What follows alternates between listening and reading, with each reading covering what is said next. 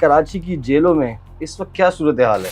एक क्वारंटाइन है जिसमें कैदी को रखा जाता है और वहाँ आइसोलेशन समझते हैं कि वहाँ अगर मिसाल के तौर पे फराज आपका चेक बाउंस हुआ है 10 लाख रुपए, अच्छा लाख रुपए घर से मंगवाएं और हम आपको बैरिक में शिफ्ट करें। लेकिन अगर नहीं किया तो उसके बाद ये है कि फराज को जहनी टॉर्चर दिया जाएगा, फराज को अलग रखा जाएगा या उस बैरिक में फेंक दिया जाएगा जहाँ पे फराज को बहुत मुश्किलात फेस करनी पड़ेंगी। अब हथकड़ी के भी पैसे हैं फराज, हथकड़ी के क्या पैसे हैं कि जंग वाली लगेगी, बगैर जंग वाली लगेगी, टाइट बांधूं या थोड़ी सी लूज बांधूं, उसके पैसे हैं। यहाँ पे वो कैदी भी हैं जो कोर्ट में आते हैं और जिनके पुलिस वाले हथकड़ी खोलते हैं, वो कोर्ट से बाहर जाते हैं, लंच करते हैं, लंच करके वापस आके हथकड़ी लगाते हैं। तो ये जो हमारी जेलें हैं बदकिस्मती से ये कोई रिहैबिलिटेशन सेंटर नहीं है। ये जो शख्स जाता है उसे बेखौफ बना के बाहर निकालती हैं कि भाई आप एक बार गए दोबारा भी आ जाए, कोई मसला नहीं है, सिर्फ आपको निज़ाम समझ आना चाहिए। हर बैरक का एक इंचार्ज है जिसे पटेल कहा जाता है, वो इन कैदियों को जिम्मेदारियां लगाता है कि किसको क्या करना है, क्या नहीं करना, और कितना हफ्ता वो फिक्स करेगा और कितने पैसे किससे लेगा और किसको क्या रिलीफ देना है। वो कलेक्शन जाती है फिर एक मुंशी को। वो मुंशी एक ख़ास निशानी होती है जिसे लाला भी कहा जाता है, रेड टोपी। देखिए अगर जेल में एक बुरा काम हो रहा है, चाहे वो कैदी ही करवा रहा है, एट दी एंड वो सुपरविजन है एसएसपी की, सुप्रीडेंट की, डिप्टी सुप्रीडेंट की, वो उनके मातहत सब चीज़ें हो रही हैं। मैं जस्टिस के पास बेल के लिए गया, 2011 में लड़का अरेस्ट हुआ था, 2022 में मैंने बेल एप्लीकेशन लगाई, लोअर कोर्ट से रिजेक्ट हुई, हाई कोर्ट में गया तो मैंने कहा सर वो इतने साल से बंद है और केस भी नहीं चल रहा। जस्टिस ने कहा कौन सी क़यामत आ गई। अगर आपके साथ ये मेरे साथ डकैती होती तो हम कहते हैं यार मोबाइल तो चला गया है, अब हम थाने जाएंगे तो थाने जाके जलालत की, हमारा टाइम भी ज़ाया होगा, पैसे भी ज़ाया होंगे। हमारा निज़ाम बहुत करप्ट हो गया। हमारे यहाँ 18 लाख रुपए की गाड़ी ले ली जाती है लेकिन 4,000 5,000 रुपये ट्रांसफ़र नहीं करवाया जाता। कानून आपको ये नहीं कहता कि आप वकील ही करें तो खड़े, कानून कहता है आप इन पर्सन भी खड़े हो। अच्छा। मिसाल के तौर पर आपका एक केस है, ठीक है, आपका एक केस है, आपको पता है कि अगर आप अवेयर हैं, आप इन पर्सन की एप्लीकेशन दिए, लोअर कोर्ट से लेकर सुप्रीम कोर्ट तक आप अपनी इन पर्सन केस लड़ें। एमएम न्यूज़ के साथ मैं हूं फराज अहमद। नाज़रीन, आज हम बात करेंगे कराची की जेलों में क्या हो रहा है। और सुना है कि माफिया काम कर रही है और जो कैदी जेल जाता है, अमूमन हमने ये सुना है कि जेल जाने के बाद बहुत से कैदी सुधर जाते हैं, लेकिन कराची की जेलों के अंदर क्या चल रहा है, इस पर बात करने के लिए हमारे साथ मौजूद हैं सीनियर वकील हैं वसीम रजा नकवी साहब। सर अस्सलाम वालेकुम। वालेकुम सलाम सर, क्या हाल है? खैरियत से? बहुत बहुत शुक्रिया सर, आज आपने टाइम दिया। सर, कराची की जेलों में इस वक्त क्या सूरत हाल है?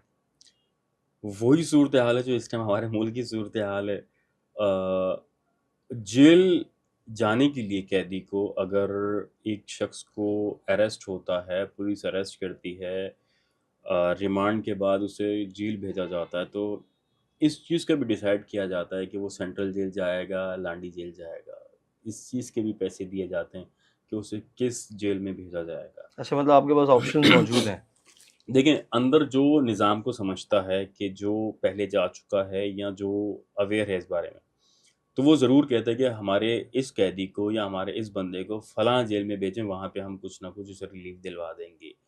इट मीन्स जेलों में कुछ ना कुछ ज़रूर ऐसी चीज़ है, जहाँ जेलों की सिलेक्शन होती है कैदियों के लिए। अगर आपने लांडी जाना है या अपने सेंट्रल जेल जाना है, तो बहुत सी चीज़ें ऐसी हैं जहाँ पे आपको नाप-तोल के काम करना पड़ता है, जहाँ पे आपको बहुत सी फ़ेवर्स मिल सकती हैं, नहीं मिल सकती, कहाँ पे रिलीफ़ मिल सकता है, कहाँ पे नहीं मिल सकता। अगर हम जेल जाएँ, आगे अब क्वेश्चन्स करेंगे तो उस बारे में हम बताएँगे कि अंदर जेल का क्या निज़ाम है और जब कैदी जेल से बाहर निकलता है, तारीख पे आता है, तो उसकी क्या सूरत-ए-हाल है। सर, जेसी हो गई, जेल कस्टडी हो गई। अच्छा, अब कैदी के पास ये ऑप्शन है कि मैं लांडी जेल चला जाऊँ या सेंट्रल चला जाऊँ, और उसके भी क्या पैसे हैं? कैदी के पास ऑप्शन नहीं है, ये जेल कोर्ट डिसाइड करेगी कि उसे किस जेल भेजना है। लेकिन वो जो हमारा कोर्ट का स्टाफ होता है, बदकिस्मती से मैं किसी पे इल्ज़ाम नहीं दे रहा हूँ, लेकिन हमारे यहाँ एक हर इदारे में कुछ ना कुछ अच्छे बुरे लोग मौजूद होते हैं। लेकिन वहाँ पे कहा जाता है जो लॉयर हो या उनके जानने वाले हों, तो वो कहते हैं कि हमारे इस कैदी को जब जेसी करें तो आप इस जेल में भेजिएगा ताकि हम वहाँ मुलाकात आसान हो सके, निज़ाम बेहतर चल सके, करीब है यहाँ पे, वो वहाँ पे वो फैसिलिटीज़ हमें उसे बहुत आसानी से दे सर सकें। जेल के अंदर पहली बार गिरफ्तार होता है हाँ। और उसके बाद वो जेल चला जाता है, तो कैसे स्वागत किया जाता है? देखिए, जेल से पहले हमारे यहाँ एक मिथ ये है कि अगर पुलिस अरेस्ट करती है तो जिस्मानी रिमांड दिया जाता है। हमारे यहाँ सबसे बड़ा प्रॉब्लम ये है कि हमारे यहाँ समझा जाता है, जो अक्सर फैमिलीज़ ये समझती हैं कि अगर मुझे कोई अरेस्ट कर लेता है, पुलिस अरेस्ट कर लेती है किसी एफआईआर में, तो कहा जाता है कि पुलिस को 24 आवर्स में कोर्ट में पेश करना है रिमांड के लिए। 24 आवर्स में वो पेश करेगी, कोर्ट दे देगी रिमांड मेरा 2 दिन का, कि आप इसे रिमांड पे रख लें।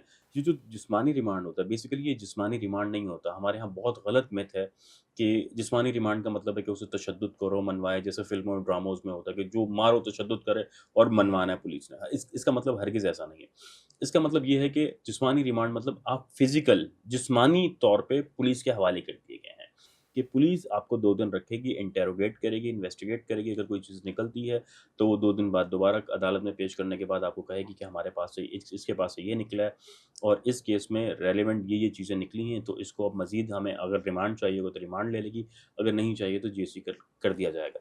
अब जब जेसी कर दिया जाता है, सबसे पहले जब जो शख्स जेसी हुआ है, वो जाता है क्वारंटाइन में। सर ये क्या उधर कोरोना चल रहा है क्या जेल में? ये एक समझ लें जेल का कोविड है, जहाँ पे रखा जाता है और एक लिटमस टेस्ट किया जाता है कि अब बताएँ आपको किस बैरक में जाना है। मिसाल के तौर पे मैं अरेस्ट होता हूँ। मैं ये वो चीज़ें हैं जो प्रैक्टिकली हैं। इसके डिनायल आ सकते हैं, इसकी बहुत सी चीज़ें ऐसी हैं जो बेहतर हो सकती हैं या इसका जवाब दिया जा सकता है। लेकिन हम वो बातें कर रहे हैं जो हमने अपनी आँखों से देखा है, हमने कैदियों से सुना है और हमने खुद एग्ज़ामिन किया। एक क्वारंटाइन है जिसमें कैदी को रखा जाता है और वहाँ आइसोलेशन समझ लें, कि वहाँ अगर मिसाल के तौर पे फ़राज़ आपका चेक बाउंस हुआ है 10 लाख रुपए का, ठीक है। आप जेसी हुए, जेसी करके वहाँ गए। वहाँ पे एक निज़ाम है, बहुत अच्छा निज़ाम है। वहाँ कहा जाएगा कि फ़राज़ आप किस केस में आएँगे? फ़राज़ कहेंगे मैं चेक बाउंस के केस में। कितने का चेक था? 10 लाख रुपए का। अच्छा, लाख रुपए घर से मँगवाएँ और हम आपको बैरक में शिफ्ट कर देते हैं। अगर फ़राज़ ने लाख रुपया दे दिया, तो फ़राज़ के तो अंदर बहुत मज़े लग जाएँगे, शशके बन जाएँगे और फ़राज़ एन्जॉय करेगा। लेकिन अगर नहीं किया, तो उसके बाद ये है कि फ़राज़ को ज़हनी टॉर्चर दिया जाएगा, फ़राज़ को अलग रखा जाएगा या उस बैरक में फेंक दिया जाएगा जहाँ पे फ़राज़ को बहुत मुश्किलात फ़ेस करनी पड़ेंगी। फ़राज़ को दीवार की तरफ मुँह करके खड़ा कर दिया जाएगा, फ़राज़ को मुर्गा बना दिया जाएगा, फ़राज़ को ये जेल इंतज़ामिया नहीं करती है बेसिकली। ये अंदर पुलिस में अच्छे-बुरे लोग मौजूद होते हैं, लेकिन उनकी कुछ न कुछ सरपरस्ती हासिल होती है। देखिए, अगर जेल में एक बुरा काम हो रहा है, चाहे वो कैदी ही करवा रहा है, एट द एंड वो सुपरविज़न है एसएसपी की, सुप्रीडेंट की, डिप्टी सुप्रीडेंट की, वो उनके मातहत सब चीज़ें हो रही हैं। जब एक कैदी आके मैं आपको एक बात बताऊँ कि अंदर कैदियों के अंदर जिस तरह हमारे इलाकों में काउंसलर, चेयरमैन, नाज़िम होते हैं, वो भी वहाँ सेम निज़ाम होता है। अच्छा। हाँ, कि वहाँ पे कौन बड़ा है और इस बैरक को कौन डील करेगा और इस निज़ाम को, इन लोगों को कौन डील करेगा। मिसाल के तौर पे तालिबान का जो दहशतगर्दी के मुकदमात हैं या बहुत ज़्यादा खौफ़नाक कैदियों ने अलग कर लिया जाता है। लेकिन जो बाकी चीज़ हैं, उसको एक कैदी सुपरलीड करेगा एक बैरक को। उसको निज़ाम को वो चलाएगा, किससे कितना पैसा लेना है, किसको क्या रिलीफ़ देना है, किससे क्या काम लेना है और किससे कब उठना है, क्या, ये तमाम चीज़ें वो डिसाइड करेगा। जब ये चीज़ें डिसाइड होंगी, तो वो फिर मुलाकात के भी पैसे डिसाइड होते हैं। फिर ये होता है कि बहुत सी चीज़ें ऐसी हैं कि जहाँ पे उस शख्स को मतलब एक कैदी है जो इन सबको डील करता है और फ़राज़ की उससे बहुत अच्छी है, फ़राज़ हफ़्ता उसे कुछ ना कुछ चीज़ें दे रहा है। ये भी सुनने में आया है कि अगर वसीम कैद में है, जेल में है और वसीम के लिए कोई घर वाले गिफ्ट देते हैं, कि मिसाल के तौर पर मेरे पास घड़ी नहीं है तो घड़ी मँगवाई जाएगी, तो वो वसीम के लिए 2 घड़ियाँ आएँगी, एक वसीम को जाएगी, एक किसी नामालूम शख्स को जाएगी जो डील कर रहा होगा। इसी तरह से खाना आएगा तो खाना बहुत कम पहुँचता है कैदियों को, जो कि बाकी अगर पैसे होंगे तो वो पैसे भी ले लिए जाते हैं या उस तक नहीं पहुँचते। तो पूरा एक जेल का निज़ाम है जिसके तहत चल रहा है। पहले तो ऐसा हुआ था, जेल में यहाँ तक था कि हर कैदी का एक अपना किचन था बिल्कुल साथ, और उसका टीवी भी था और वो एक पूरी घर वाली लाइफ जी रहा था। इवन मोबाइल भी बहुत से कैदी इस्तेमाल कर रहे थे, जेल के अंदर बैठ के पूरा नेटवर्क चला रहे थे। लेकिन ये विदाउट इंतज़ामिया के पॉसिबल नहीं है। तो अगर आप जेल जाते हैं, तो आप जो क्राइम, चाहे आप बेगुनाह हो या गुनहगार हो, जब आप चले गए, तो आपको फिर अंदर एक पैसे की दुनिया शुरू हो जाएगी। अगर आपको रिलीफ़ चाहिए, आपको बेड सोने के लिए, आप यकीन कीजिए हमारे यहाँ जो सेंट्रल जेल है उसकी कोई 2000 या 2400 तादाद है कैदियों की। कैदियों की। लेकिन जो अंदर मौजूद हैं, वो अप्रॉक्स 4 टू 5000 हैं। कि अगर हमारे एक कैदी ने बताया कि अगर मैं एक तरफ मुँह करके सोता हूँ, तो सारी रात उसी तरफ मुझे रहना पड़ता है, चाहे दूसरी तरफ वो एड्स का मरीज़ हो, हेपेटाइटिस का मरीज़ हो या कुछ भी हो। तो मैं करवट नहीं ले सकता, इस तरह का बिस्तर होता है। मतलब 6 इंच, 12 इंच का बिस्तर है और 6 फुट चौड़ा है, तो हम मैंने सारी रात उसी पे गुज़ारनी है। उसके अलावा जो नमाज़ ना पढ़ने की सज़ाएँ मुतय्यन अच्छा, की गई सजाएं हैं, भी अंदर। सज़ाएँ भी हैं। अब अल्लाह जाने वो इंतज़ामिया की तरफ से हैं या अंदर जो लोग कैदी हैं उनकी तरफ सीनियर से, कैदी। सीनियर कैदी हैं, उनकी तरफ से हैं कि अगर कोई शख्स नमाज़ नहीं पढ़ेगा, तो वो एक उसको सज़ा के तौर पे दुनिया में ही कुछ गुनाह का अच्छा। गुनाह दे दिया जाएगा कि वो दोबारा वो गलती ना करे और नमाज की पाबंदी करे। इसी तरह से अंदर चीज़ें हैं, बहुत सी सर, चीज़ें हैं। करंटीन की आप बात कर रहे थे, ठीक है, मैं लाख रुपए अगर नहीं दिए तो सुना उसके बाद तशद्दुद सही तरीके से कूटते भी हैं, और देखिए जो कूटने वाले हैं वो भी सीनियर वकील, ये जो होते हैं कैदी, सीनियर कैदी, ये वो होते देखिए हैं। 2-3 चीज़ें हैं। एक तो ये है कि अगर फराज़ मेरे किसी दूसरे शख्स के थप्पड़ से डर रहा है, तो फिर तो मुझे फराज़ को मारने की ज़रूरत नहीं कि बिला वजह मैं फराज़ पे तशद्दुद करूँ। जब आप फराज़ को एक रूम में जाके बिठा दिया जाएगा क्वारंटाइन से निकाल के कि देखें, अगर आपने पैसे नहीं दिए, तो ये जो आवाज़ें आ रही हैं, ये जो फलाँ कैदी के साथ सलूक हो रहा है, जिसे 3-4 कैदी मिल के मार रहे हैं और वजह नहीं पता क्यों मार रहे हैं, और फराज़ को कहा जा रहा है आपने सर भी नहीं उठाना, सर नीचे करके रखना है और सिर्फ़ आवाज़ें सुनो, और वो बिलक-बिलक के रो रहा है और माफ़िया माँग रहा है। तो फराज़ ऑब्वियस सी बात है कि जाके कहेगा हाँ, मुझे मेरे लाख रुपए घरवाले दें और मुझे इस तरह तशद्दुद ना किया जाए, मैं तो बेगुनाह हूँ, मैं तो कुछ किया भी नहीं, चाहे वो चेक बाउंस आपका सही हो, गलत हो, किसी ने ब्लैकमेल करके लिए हो, चोरी करके लिए हो, लेकिन एट द एंड आप जेल में मौजूद हैं। जब उस चीज़ के हैं, तो उसके बाद फराज़ को खाने-पीने, सोने, रहने, एन्जॉय करने, बाल कटाने, सिगरेट पीनी है उसकी, हर चीज़ के पैसे हैं अच्छा, जेल के जेल में अंदर। सिगरेट भी मौजूद है? हर चीज़ मिल जाती है वहाँ मिल जाती? पे। सुना है कि सर मंशियात भी बड़े आराम से मिल जाती है जेल के अंदर। देखिए, हमारे मुल्क करप्ट तो है। अब मिलती है, नहीं मिलती, वो एक एविडेंस की बात पे बेस करेंगे। लेकिन जो सुनने में आया है, वो यही है कि जो कैदी बताते हैं कि हाँ, हमें जो चीज़ अवेलेबल चाहिए होती है, वो बहुत आसानी से अवेलेबल हो जाती है। उसकी कोशिश सिर्फ़ यही होती है कि एक पैसा, आप पैसा दें और निज़ाम को समझें कि ये निज़ाम कैसे चलेगा और किस तरह से आएगा। अब मैं आपको एक छोटी-सी एग्ज़ाम्पल दूँ कि वसीम कैदी है, वसीम ने बाहर आना है और मेरी आज तारीख़ है कोर्ट की, ठीक है? अब उसमें क्या होगा कि मुझे कोर्ट में सेंट्रल जेल में नाम पुकारा जाएगा, बाहर आ जाएँ, मैं लाइन में लग खड़ा हो जाऊँगा, फिर हथकड़ी लगाई जाएगी मुझे, ठीक है? अब हथकड़ी के भी पैसे हैं फराज़, हथकड़ी के क्या अच्छा। पैसे हैं कि ज़ंग वाली लगेगी, बगैर ज़ंग वाली लगेगी, ठीक है? उसके पैसे हैं, टाइट बाँधूँ या थोड़ी-सी लूज़ बाँधूँ, उसके पैसे हैं। ये कौन ले रहा है? ये ये जो वो इंतज़ामिया इंतज़ामिया जो लेती लेके है, आ जो रही है लेके जेल। आती है। फिर इस चीज़ के पैसे हैं कि आप फराज़ अकेले जाएँगे या 5 लोगों की चेन में बाँध के जाएँगे। जहाँ फराज़ कोर्ट में तमाम उन 5 लोगों की कोर्ट्स में घूमता रहेगा। अगर अकेले जाना है, तो उस हिसाब से पैसे दिए जाएँगे और फराज़ घूमे। आपको मैं एक बात छोटी-सी यहाँ ऐड करता चलूँ, यहाँ पे वो कैदी भी हैं जो कोर्ट में आते हैं और जिनके पुलिस वाले हथकड़ी खोलते हैं, वो कोर्ट से बाहर जाते हैं, लंच करते हैं, लंच करके वापस आके हथकड़ी लगा लेते हैं। ये भी रिलीफ दिया जाता है यहाँ तो इतना एतबार। ये तो एतबार है ना।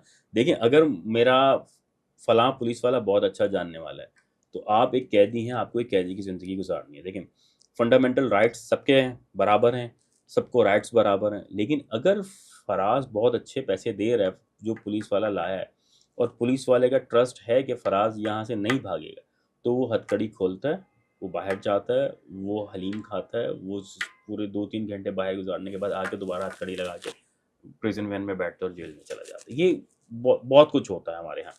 अब कम टू द पॉइंट कि हथकड़ी लगा दी गई, उस चीज़ के पैसे हैं, ज़ंग वाली लगेगी उसके पैसे हैं, टाइट लगेगी उसके पैसे हैं, अकेले जाना है उसके पैसे हैं। हथकड़ी लग गई, उसके बाद फर्स्ट वैन में जाओगे या सेकंड वाले में या लास्ट वाले में, उसके पैसे हैं। कि मिसाल के तौर पे आप पूछेंगे इसका क्या, अगर पहली वैन में जाएंगे तो आपके घर वाले आपका इंतज़ार कर रहे होंगे कोर्ट में, तो उससे मुलाकात के टाइम आपका बहुत अच्छा खासा मिल जाएगा, तो इस चीज़ के पैसे मिलते हैं। अच्छा, वैन में आप बैठ गए, फर्स्ट वैन में बैठ गए, तो फर्स्ट वैन में बैठने के बाद फराज भरी हुई बस में जाएगा, प्रिजन वैन में, या कम रश वाली में खड़े होके जाएगा, बैठ के जाएगा, इसके पैसे। जब वो इन चीज़ों के पैसे लगते हैं, जब वो फराज कोर्ट में आ गया, कोर्ट में फिर फराज बैठेगा कहाँ?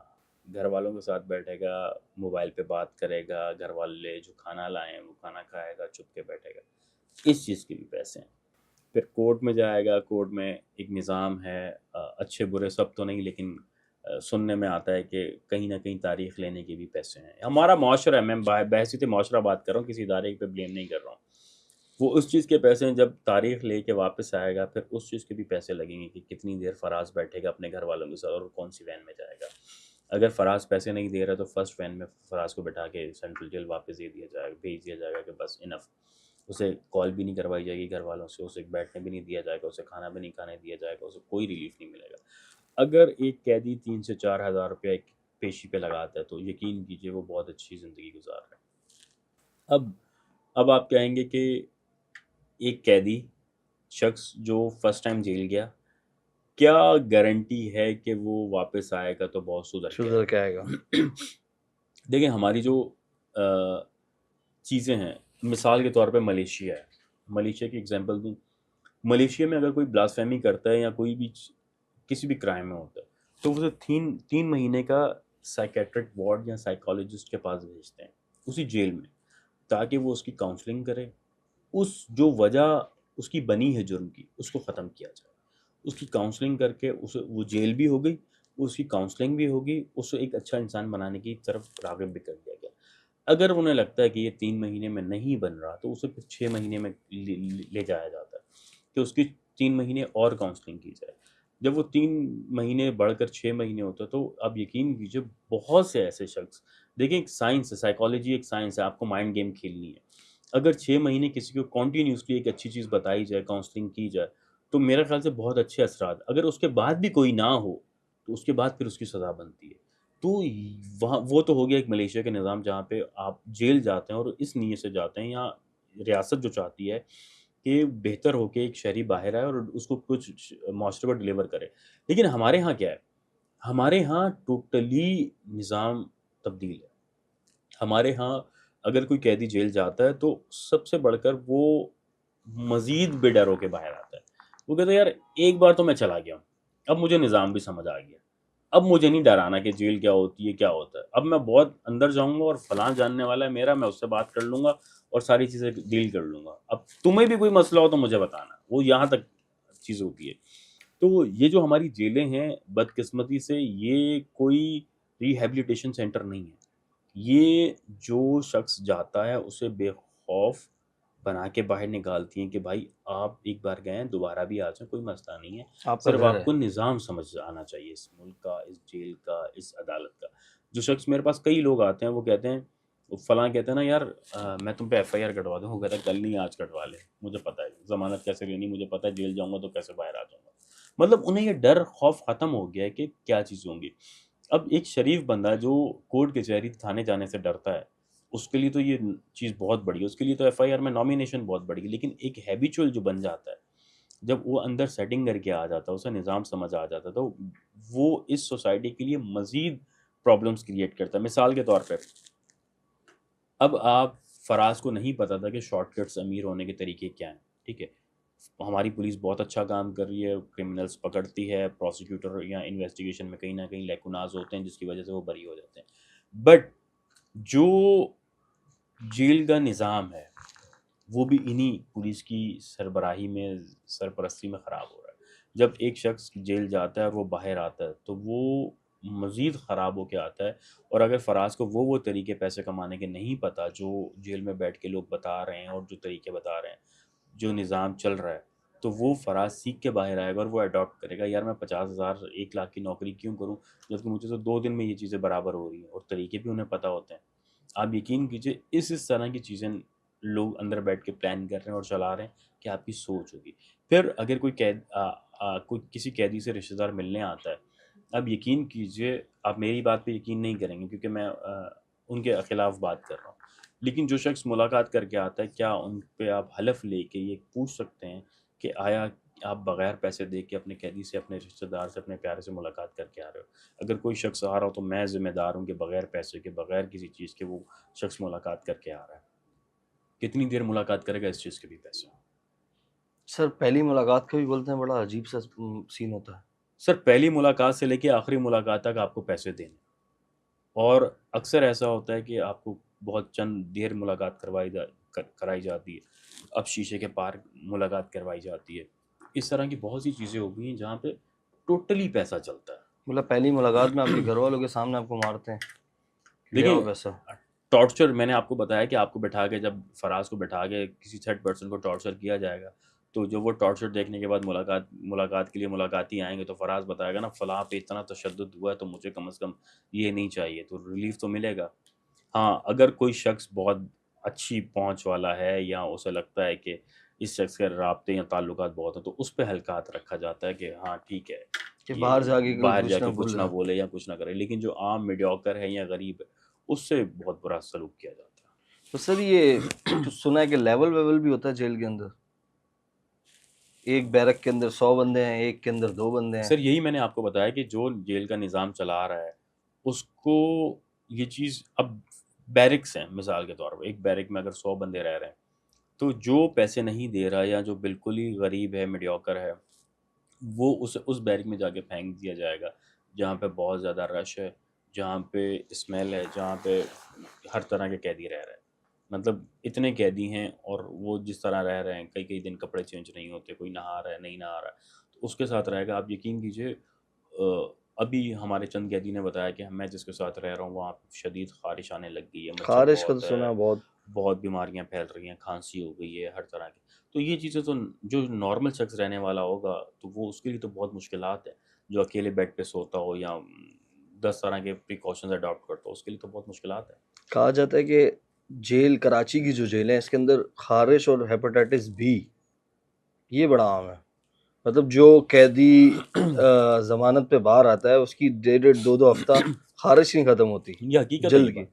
अभी हमारे कुछ चंद कैदी जेल में ही हैं, तो उन्होंने आके सबसे पहली शिकायत ये की कि हमारी स्किन एलर्जी हो गई है और बहुत ख़ारिश हो रही है। देखिए, हर तरह का कैदी तो यहाँ लाया जाता है। अब भारतीय माहीगीर हो या सिंध के रहने वाले हों, कराची के रहने वाले हों या पंजाब के जो पकड़ के लिए लाए जाते हैं, तो हर तरह के उससे पहले कोई टेस्ट नहीं है ना। देखें, कोई इतनी मेडिकल फैसिलिटीज़ भी नहीं है कि आप कहें कि हाँ ठीक है, इन फैसिलिटीज़ के बाद कैदी को एडमिट किया जाता है। कोविड के दौरान एक अच्छा स्टेप लिया था गवर्नमेंट ऑफ सिंध और सुप्रिटेंडेंट ने कि हर किसी कैदी का टेस्ट करवाने के बाद उसे भेजा जाता था। लेकिन ये चीज़ें बहुत नॉर्मल हो गई हैं, और हेपेटाइटिस और एड्स और ये ख़ारिश तो बहुत ज़्यादा है वहाँ पे। सर एक कैदी पहली बार जेल जाता है और उसके बाद वो जमानत पे बाहर आता है, हुँ। तो हम तो उम्मीद ये करते हैं ना कि वो अपनी सज़ा भुगत के आ गया और अब वो एक अच्छा शहरी होने का सबूत देगा। लेकिन यहाँ मामलात कुछ होते हैं, जैसे अगर कोई डकैती की वारदात में पहली बार कोई डकैत जाके जेल से होके आता है और उसके बाद वो बाहर आता है और उसके बाद बोलता है जानी अब तो बड़े लंबे हाथ हो गए हैं, उस गैंग से भी मुलाकात हो गई है, उससे भी मुलाकात हो गई है, अब देखना काम हम कैसे करते हैं। ये हकीकत है। हमारा एक क्लाइंट था, अ, वो जेल गया, छोटे से चेक बाउंस के केस में गया। जब वो बाहर आया ज़मानत पे, उसने कहा वसीम भाई मैंने तो कुछ किया ही नहीं। गेम तो अब समझ आई है मुझे दुनिया में हो क्या रहा है। अब कमाऊँगा मैं पैसा। मतलब उसके नज़दीक ये जो जुर्म था ये बहुत छोटा था और ये उसने बेवकूफ़ी की। असल गेम वो अब समझ में आया कि लोगों से कैसे मिलना, क्या चीज़ कैसे चलेगी, अगर मैंने गाड़ी चोरी करनी है तो वो कैसे करनी है, कहाँ देनी है, उसके स्पेयर पार्ट्स कैसे निकालनी है, तमाम चीज़। अगर डकैती है तो कोई डकैती कर रहा है तो डकैतों से पहले मिल लो, उससे प्लान कर लो क्या चीज़ तुम चोरी करोगे, कहाँ पहुँचाओगे, उसे डिस्पोज़ कैसे करना है, ये तमाम चीज़ें प्लान के ज़रिए हो रही हैं। और बहुत कुछ इलाके में लोगों को पता होता है कि ये चीज़ें कौन कर रहा है, क्या कर रहा है और किस तरह हो रही है। तो ये जो कैदी ज़मानत पे बाहर आता है, देखिए कोई भी शख्स बेगुनाह होगा, वो लाख रुपए लगा के अपने आप को बेगुनाह साबित करेगा, वो कहेगा ना कैसा कैसा निज़ाम है। मैं बेगुनाह हूँ और मैं ही लाख रुपए लगा के अपने आप को साबित कर रहा हूँ चीख-चीख के, यार मैंने गुनाह नहीं किया। लेकिन अगर कोई शख्स लाख रुपए लगा रहा है, तो वो कहेगा ना यार कम से कम, मिसाल के तौर पे मैं तुम्हें छोटी-सी मिसाल देता हूँ। एक शख्स नौकरी अपॉइंट होता है, वो कहता है यार मुझे 10 लाख रुपए दें, मैं आपको फलाँ नौकरी पे अपॉइंट कर देता हूँ। अब तुम कहोगे मेरिट मेरा बनता था, लेकिन ये तो 10 लाख रुपए मुझसे बिला वजह माँग रहे हैं, चलो दे दिया आपने। क्या वो 10 लाख पूरे नहीं करोगे? लाजमी से। करेंगे ना। ऑब्वियस सी बात है, जब एक बेगुनाह शख्स जाके लाख रुपए लगा के इंसाफ हासिल करता है, तो उसकी रेमेडी भी कुछ नहीं है, उसके बाद उसका क्रिमिनल रिकॉर्ड भी आ गया, उसका सीआरओ भी जनरेट हो गया, जो कभी क्लियर नहीं होगा। जो कभी क्लियर नहीं होगा। उसके बाद वो कहेगा ना यार जब मैं बुरा हो ही गया हूँ तो चलो ठीक है। और इसके अलावा फराज एक और बात है, हमारा निज़ाम थोड़ा-सा मायूस कुन है। वो क्यों है? अगर वसीम एक डकैती के केस में पकड़ा जाता है, ठीक है? और बाकी डकैतियाँ हो रही हैं नामालूम अफ़राद।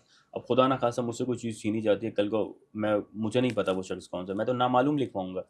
अब जो इस वारदात में पकड़ा गया है, मिसाल के तौर पे फराज एक डकैती में पकड़ा गया है, वो जो नामालूम है वो 2-4 नामालूम फराज पे डाल दिया जाएगा, ताकि यार ये बर्डन तो कम हो इन्वेस्टिगेशन का। अब फराज कहेगा मैं तो था ही नहीं। आप यकीन कीजिए ऐसे-ऐसे केसेस मिले हैं कि मेरे पास एक शख्स आया ज़मानत के लिए, वो जेल में ऑलरेडी था, ठीक है? उस पे एफआईआर डाल दी कि फलाँ शख्स ने फलाँ दिन जाते-जाते यहाँ से डकैती की और इससे ये सीन है, पूरी कहानी फैब्रिकेट नहीं। बना दी। वो आया तो मैंने ज़मानत के लिए जज साहब को पेश किया। मैंने कहा सर ये तमाम चीज़ें डकैती इस बंदे ने की है, लेकिन ये जो शख्स है, ये जेल में है। अब 2 चीज़ें, या तो सुप्रीटेंडेंट ने बाहर छोड़ा है इसको, ये डकैती डकैती करके आ करके। गया है, सुप्रीटेंडेंट को पकड़ लें। यहाँ तो ये एफआईआर गलत है। जब उसने रिपोर्ट मंगवाई, उसने पुलिस वाले को कहा, उसने कहा मेरी बात सुनो यार, ये कोई तुक बनता करने के लिए। एक शख्स ऑलरेडी जेल में है, उस पे तुमने इतनी लंबी कहानी डाल के लिख दिया कि ये शख्स यूँ गया, इसने वेपन दिखाया और ये छीना और ये किया। यार यहाँ तो सुप्रीटेंडेंट मिला हुआ है कि वो छोड़ता है और ये डकैती करके वापस आता है और सारी चीज़ें करता है। यहाँ तो ये गलत है कि वो शख्स कलमा पढ़-पढ़ कह रहा है सर मेरा तो कोई ताल्लुक नहीं है, मैं तो हूँ ही नहीं इस चीज़ में, ये जाली बना दी गई है, कुछ भी नहीं है। इस तरह की तो एफआईआर काटी जाती है। फराज से कुछ होगा तो फराज पे जो एक ऑलरेडी कैदी अंदर जेल में है, तो उसे बंद कर दिया जाएगा, उस पे एफआईआर नॉमिनेट कर दी है, वो बेचारा अब फराज खुश है कि हाँ मेरी एफआईआर होगी। लेकिन वो शख्स जो अंदर है उसे क्या पता कि भाई मैंने किया है नहीं किया, आप उसका क्रिमिनल रिकॉर्ड डाल रहे हो। अब एफआईआर एक सरकारी पेपर है, ठीक है, वो कट गया तो उसका आपका रिकॉर्ड आ गया। जब वो रिकॉर्ड आ गया तो वो बंदा तो बिला वजह बेचारा रगड़े में आ गया। मैं आपको एक छोटी सी एग्जांपल देता हूँ। मेरे पास एक केस था बिलाल, ठीक है? बिलाल को पकड़ा, बिलाल से कहा कि भाई ये शख्स जो है वो आ रहा था रास्ते से, इसके नेफे में पिस्टल लगा हुआ था। हमने पकड़ा, तलाशी ली, जामा तलाशी ली, पिस्टल निकला और ये तमाम चीज़ें निकली। अब बिलाल वल्द कुछ और था, ठीक है, एफआईआर में। जो बंदा पकड़ा हुआ वो बिलाल वल्द कोई और है। अच्छा वो 3 महीने जेल रह के आया फराज। वो जेल रहने के बाद बाहर आया, केस प्रोसीड किया। मैंने सिर्फ जज से इतनी बात की, मैंने कहा सर ये जो बिलाल हमारा पकड़ा हुआ है ना, ये वो बिलाल नहीं है जो इस एफआईआर में है। उसने कहा कैसे नहीं है? मैंने कहा सर इसकी बल्दियत चेक करें, इसका सीएनएसी नंबर चेक करें, जो चीज़ें हैं वो आप सारी देख लें, हमारी कुछ मैच नहीं करती, ना सीएनएसी नंबर, ना तस्वीर, ना कुछ। जब देखा तो उसने पुलिस वाले को बोला आपने किसी भी बिलाल को फिट कर दिया इस बिलाल में। उसने कहा सर इसने बताया नहीं था ये वो दूसरा बिलाल है। वो कह रहा सर मेरी नौकरी चली गई है, मैं 3 महीने जेल रह के आया हूँ, मैं ख़ानदान में बदनाम हो गया हूँ, सारा कुछ इन पुलिस वालों की हरकत की वजह से। यानी एक फराज, कोई और फराज किसी ने डकैती की, आपको फिट कर दिया जाए फराज, फलां फराज, आप चीख-चीख के मर जाओ यार मैं फराज वो नहीं हूँ, मेरी वल्दियत चेक कर लो, मेरा सीने आप शनाख्ती कार्ड की किस बेस पे साबित करोगे? बिल्कुल। वल्दियत, आप सीएनआईसी, सीएनएसी नंबर। ये चीज़ें हैं ना, वो साबित कर के मर गया। जज ने उसका सीएनआईसी देखा, बोला यार ये क्या किया तुम लोगों ने? बोला सर गलती हो उस गई। गलती ये के निज़ाम है। उस गलती के चक्कर में उसका सीआरओ भी बन गया, उसकी नौकरी भी सर चली गई। सीआरओ मैं आपको माज़रत के साथ, हमारे जजेस बहुत मेहरबान हैं, बहुत इज़्ज़त वाले हैं। मैं एक जस्टिस के पास बेल के लिए गया, तो मुझे कहा गया कि 2011 में लड़का अरेस्ट हुआ था। 2022 में मैंने बेल एप्लीकेशन लगाई, लोअर कोर्ट से रिजेक्ट हुई, हाई कोर्ट में गया, तो मैंने कहा सर वो इतने साल से बंद है और केस भी नहीं चल रहा। जस्टिस ने कहा कौन सी क़यामत आ गई? ये मैं आपको अपना माशरे की बता रहा हूँ। तो मैंने कहा सर अगर मिसाल के तौर पे 10-11 साल इस लड़के को अंदर बंद हुए हुए हो गए, केस भी नहीं चल रहा, अगर ये बरी होता है तो इसके 10-11 साल का रिस्पॉन्सिबल कौन है? उसने कहा कुछ किया होगा तो अंदर है। तो मैंने कहा सजा दें, फिर आप सजा दे लें। देखिए आप केस नहीं चला रहे हैं, आपने उसे बंद किया हुआ है, आप कह रहे हैं विटनेसेस नहीं आ रहे हैं, आप ये, और उस केस में जस्टिस साहब ने आईजी सिंध को बुला लिया, बुला के रिपोर्ट पेश करें, सारा कुछ कर लिया, बेल नहीं दी। मेरा यहाँ सवाल ये है एज अ शहरी, as a student of law, कि एक शख्स 10-11 साल से अंदर है, ठीक है, अगर उसने कुछ किया है तो उसे सजा दें, बिल्कुल बनती है, लेकिन नहीं किया और अगर वो बेगुनाह हो जाता है, बेनिफिट ऑफ डाउट मिल जाता है, तो इस 10-11 साल का जिम्मेदार कौन होगा? देखिए वो बेगुनाह शहरी, अगर बेगुनाह है, कोई भी बेगुनाह है, 10-11 साल जेल में रह के बाहर आता है, आप उम्मीद करते हो वो एक अच्छा शहरी होगा? माजरत के साथ मैं डिफेंड नहीं कर रहा हूँ, लेकिन एक पुलिस वाले ने जिसको गलती से फिट कर दिया एक एफआईआर में, वो 10-11 साल जेल काट के आए, जिसके बच्चे बड़े हो जाएं, जिसकी बेरोजगारी दरवाजे पे बार बार दस्तक दे, जो बहुत परेशानियों से गुजर गया, क्या वो जब रिहा होगा आप उम्मीद करते हो वो पुलिस वालों की इज्जत करेगा? माजरत के साथ वो अटैक करेगा। मैं डिफेंड नहीं कर रहा हूँ, इलीगल है, ये गलत है, गैर अखलाकी, लेकिन एक शख्स जो 10-12 साल जेल में रह के बाहर आ रहा है, बेगुनाह आ रहा है, वो पुलिस वालों को हिट करेगा, वो इंतकाम लेगा, वो कहेगा मेरी जिंदगी आपने तबाह कर दी, बर्बाद मेरे कर। बच्चे आपने तबाह कर दिए, मैं तो मारूंगा इन लोगों को, वो इंतकाम लेगा। फिर ये सोसाइटी नहीं देखती, वो देखती है पुलिस वाला शहीद हो गया, मैं डिफेंड नहीं कर रहा हूँ, वो शहीद है, बिल्कुल मानना गलत है, लेकिन जिसने किया आप उसको सस्पेंड करें, एज पर लॉ उस पर इन्वेस्टिगेशन करें, लेकिन ये जो तरीका कैदी भी करेगा वो भी गलत। लेकिन आपने किसी के 10-12 साल तबाह कर दिए और आप वो अब बेगुनाह होने के बाद आप उसे कहो कि यार सॉरी हमसे गलती हो गई, तो ऐसा पॉसिबल नहीं होता। अच्छा वसीम भाई, जेल के अंदर ये पटेल, मुंशी, ये क्या सारी चीजें होती हैं? लेकिन जैसे मैं हमने पहले बात की कि हर बैरिक का एक इंचार्ज है, वो इंचार्ज क्या करता है, वो तमाम उस अपने बैरिक के कैदियों की देखभाल करता है, उनसे कलेक्शन करता है और उनको सुपरविजन करता है, क्या रिलीफ देना है क्या नहीं देना। अब देखिए अगर कोई जेल इंतज़ामिया में करप्शन हो रही है, ठीक है, या पुलिस कर रही है या पुलिस को कोई एहलकार कर रहा है, तो वो इदारे की तरफ से नहीं हो रहा, वो एक ज़ाती है, मखसूस लोग। मखसूस लोग हैं, लेकिन वो खुद तो नहीं आगे करेगा। वो मिर्ज़ापुर के कालीन भैया कहते हैं ना कि अगर आपके काम के लिए कोई लोग मौजूद हैं तो वो काम खुद नहीं करना नहीं चाहिए। सही। तो वही सुप्रिटेंडेंट काम ये करता है कि हर बैरक का एक इंचार्ज है जिसे पटेल कहा जाता है, वो इन कैदियों को ज़िम्मेदारियाँ लगाता है कि किसको क्या करना है, क्या नहीं करना, और कितना हफ़्ता वो फ़िक्स करेगा और कितने पैसे किससे लेगा और किसको क्या रिलीफ़ देना है। वो कलेक्शन जाती है फिर एक मुंशी को। वो मुंशी एक ख़ास निशानी होती है जिसे लाला भी कहा जाता है, रेड टोपी। वो रेड टोपी पहन के वो कलेक्शन करता है पटेल से, जिसने हफ़्ता लिया होता है या जिसको जितना रिलीफ़ मिल रहा होता है। वो मुंशी क्या करता है, फिर वो मुंशी जो जिसने उसको मुंशी अपॉइंट किया है, वो उन तक वो तमाम कलेक्शन पहुंचाता है, और ये जो पटेल और मुंशी हैं, ये बाकी काम करते नहीं, ये करवाते हैं, और इनका सिर्फ इनका कलेक्शन और ये यही काम होता है कि किसको क्या रिलीफ देना है, यानी एडमिनिस्ट्रेटिव जिम्मेदारी इन दोनों की है बैरिक्स की। अगर ये दोनों काम करते रहेंगे तो इनको खुद भी रिलीफ मिलता रहेगा, ये बड़ों की आंखों का तारा भी रहेंगे, और ये कैदियों से तमाम चीज़ें भी करवाते रहेंगे। सर इस इन सब चीज़ों के अंदर कराची के अंदर आज 104 तादाद हो चुकी है। डकैती की मुज़ाहमत पर लोग मरने वाले हैं। डकैत आता है, बंदा मारता है या मोबाइल छीनता है, चला जाता है, पकड़ाई भी हो जाती है। उसके बाद हम देखते हैं कि सरकार की मुद्दत में एफआईआर हो जाती है और उसके बाद 2 दिन बाद मज़े की बात यह है कि उसकी ज़मानत भी हो जाती है। सुना है कि वो 23वां ए जो है उसके अंदर रिमांड भी ख़त्म हो गया है। नहीं, रिमांड है, लेकिन उसमें फ़राज़ ये है, देखें, कहीं न कहीं कसूर हम शहरियों का भी है। मिसाल के तौर पे, अगर आपके साथ या मेरे साथ डकैती होती है, तो हम कहते हैं यार मोबाइल तो चला गया है, अब हम थाने जाएँगे, तो थाने जाके ज़लालत, या हमारा टाइम भी ज़ाया होगा, पैसे भी ज़ाया होंगे। हमारा निज़ाम बहुत करप्ट हो गया है।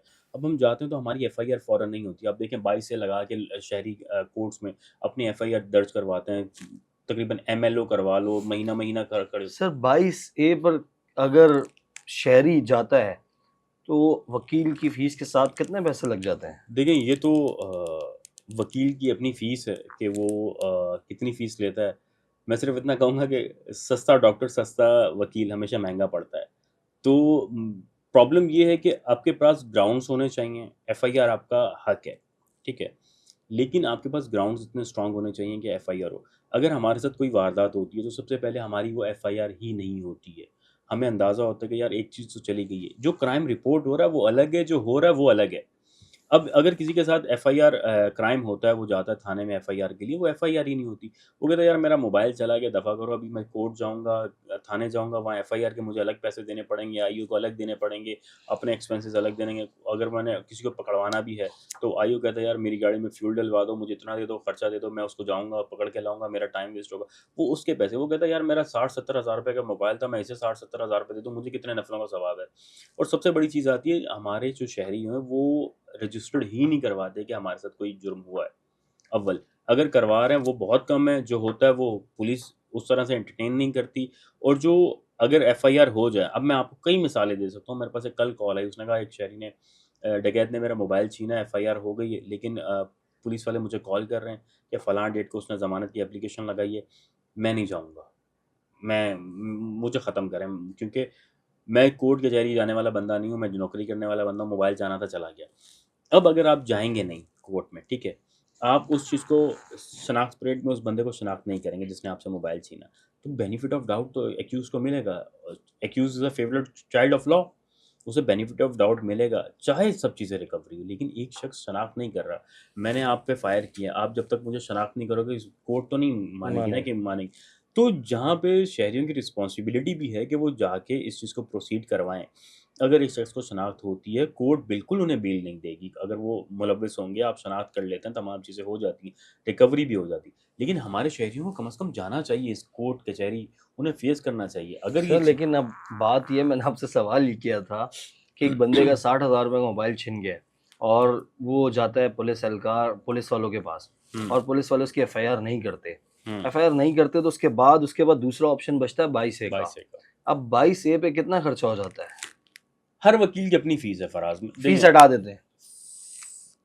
खर्चा देखें, ये बहुत पर्सनल क्वेश्चन हो जाएगा कि एक कोर्ट की चीज़ रिवील नहीं, करना। मतलब कि आपको एक प्रोसीजर होगा ना कि मामला के देखें, किस 22 तरीके की टोटल 2 से 3 हियरिंग में आपकी 22 कैंसिल या कैंसिल हो अप्रूव हो जाएगी जाती या है। अलाउ हो जाएगी। तो इसके लिए जो महँगे वकील हैं, देखें, एक डॉक्टर है, वो गली में अगर डॉक्टर एमबीबीएस करके बैठा हुआ है, तो वो 500 आपसे फ़ीस लेगा। अगर आप कहीं बड़े हॉस्पिटल जाएँगे, तो वही 5,000 आपको देनी 5,000 पड़ेंगी। रुपये। आप ये क्लेम नहीं कर सकते, यार फलाँ डॉक्टर तो हम्म 500 ले रहा था, आप 5,000 क्यों ले रहे हैं? हर किसी की अपनी कंसल्टेंसी है और एक्सपीरियंस है। तो कम से कम लोगों को अवेयरनेस आनी चाहिए। मैं यहाँ पे कहूँगा कि जो हमारे फंडामेंटल राइट्स हैं, जो बेसिक डकैती, ये जो रोज़मर्रा की चीज़ें हैं, कम से कम हमें यूनिवर्सिटीज़, कॉलेजेस की सतह पे हमें अपने निसाब में शामिल करना चाहिए कि हमें पता हो कि अगर हमारे साथ कोई क्राइम होता है तो हमें कहाँ जाना चाहिए, हमें क्या सेक्शन के थ्रू हमारे फंडामेंटल राइट्स हैं, कौन से आर्टिकल्स हमें प्रोटेक्ट करता है, या हमें डकैती होती है। मिसाल के तौर पे मैं आपको बताऊँ, यहाँ पे बहुत सी ऐसी चीज़ें हैं जहाँ पे हमारे कराची के हैं बेसिकली, वहाँ ये होता है कि मैंने आपने गाड़ी बेच दी, आपने सेल एग्रीमेंट कर लिया, ट्रांसफ़र नहीं की। अब मैं आपकी गाड़ी ट्रांसफ़र नहीं कर रहा हूँ, मैं चला रहा हूँ, वो एग्रीमेंट भी पता नहीं कहाँ चले जाता है। कल को खुदा ना ख़ास्ता मेरी गाड़ी से जो मैंने आपसे खरीदी है, वो एक्सीडेंट हो जाता है। एक्साइज़ से रिपोर्ट आती है, वो किसके नाम पे आएगी? फराज़ के नाम पे आएगी। मैं भाग जाता हूँ, गाड़ी का नंबर ट्रेस हो जाता है, एफआईआर किस पे होगी? ऑब्वियस सी बात है, फराज़ पे होगी। तो हमारे जो कराची का निज़ाम चल रहा है, जो पूरे मुल्क का निज़ाम चल रहा है, वो बहुत ख़तरनाक है। हमारे यहाँ 18 लाख रुपए की गाड़ी ले ली जाती है, लेकिन 4,000 5,000 रुपए ट्रांसफ़र नहीं ट्रांसफर। करवाया जाता। बाइक का भी यही है, बाइक चोरी हो जाती है, हमारे यहाँ रजिस्टर्ड नहीं करवाई जाती जाके थाने में, क्यों नहीं? अगर मेरी बाइक चोरी हो जाती है, तो मैं कहता हूँ यार चलो चली गई। लेकिन उस बाइक पे अगर मीनवाइल कोई वारदात होती रहे और मैं कहीं रिपोर्ट ना करवाऊँ, थाने में जाके जमा ना करवाऊँ, वो वारदात होती रहे और कल को वो किसी केस में पकड़ी जाती है। तो अगर मैंने वो रिपोर्ट नहीं करवाई होगी, तो वो तमाम चीज़ें जो वारदात हैं, वो ऑब्वियस सी बात है कि मेरे सर आएँगी।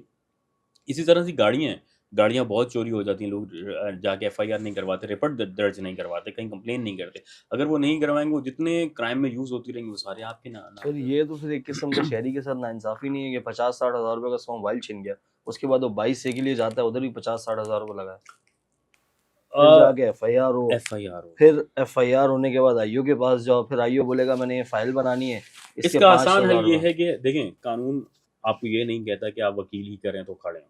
कानून कहता है आप इन पर्सन भी खड़े हो सकते हैं। अच्छा। मिसाल के तौर पे आपका एक केस है, ठीक है, आपका एक केस है, आपको पता है कि अगर आप अवेयर हैं अपने 22A की कानून से, आप पिटीशन बना सकते हैं या किसी को पैसे देके आप पिटीशन बनवा लें। आपको लगता है कि आप इतने काबिल हैं कि आप आर्गूमेंट जज को बात अपनी समझा सकते हैं, सेक्शन 2-4 पढ़ के उसे कायल कर सकते हैं।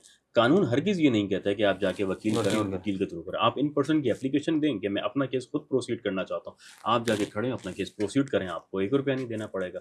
लेकिन जो एक्सपर्टीज़ हमारी हैं, देखें वकील खुद तो नहीं कहता कि आप मेरे पास आएँ, मैं आपका केस लड़ूँगा। आप वकील के पास जाते हैं, फिर एक एग्रीमेंट होता है, सोशल कॉन्ट्रैक्ट होता है, आप फ़ीस तय करती है। लेकिन अगर आप इस काबिल नहीं हैं कि आपको लगता है कि आप वकील बर्दाश्त नहीं कर सकते, आप इन पर्सन की एप्लीकेशन दिए, लोअर कोर्ट से लेकर सुप्रीम कोर्ट तक आप अपनी इन पर्सन केस लड़ें, आपको किसी ने मना किया?